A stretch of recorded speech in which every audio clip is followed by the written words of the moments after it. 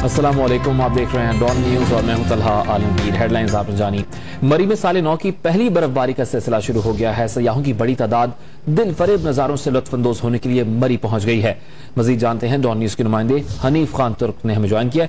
हनीफ बताएगा कैसा मौसम है मरी का इस वक्त। जी, मलका कोसार मरी में महकमे मौसमियात की जानिब से पेशनगोई की गई है कि मरी और तमाम शुमाली इलाकाजात के अंदर शदीद बर्फबारी का स्पेल आइंदा 4 दिनों के लिए कल से हो सकता है शुरू। इसी सिलसिले में CPO रावलपिंडी साजिद कियानी ने मरी का दौरा किया।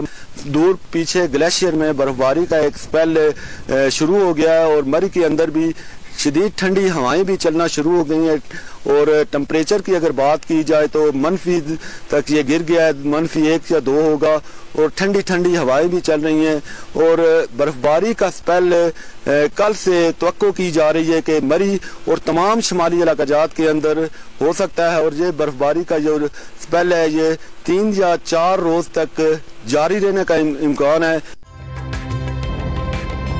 ताज़ा तरीन वीडियोस के लिए हमारा YouTube चैनल सब्सक्राइब करके बेल आइकन प्रेस कीजिए ताकि आपको मिले हर अपडेट सबसे पहले।